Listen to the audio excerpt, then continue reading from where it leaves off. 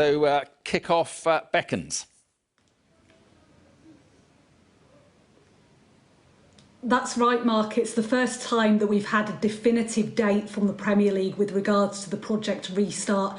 And they're saying that they hope, all being well, pending government approval, that they will be able to kick the Premier League back off again after a 3-month break on the 17th of June. Now, there'd be 2 fixtures played on the 17th of June.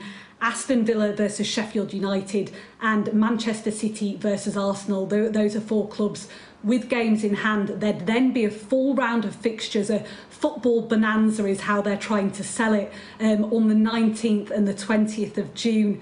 Now there's 9 weeks, it's been around 14 weeks by the time the Premier League resumes since we've seen live football in this country.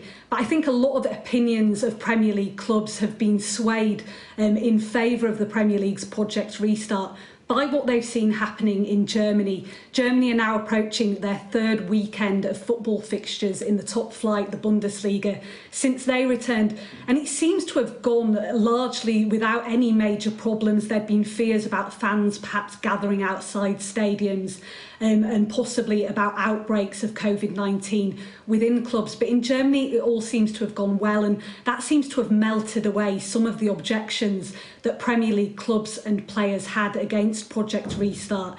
And another key thing has been the testing of the players. Players in the Premier League are tested now twice a week for COVID-19. So far, there's been 3 batches of testing done.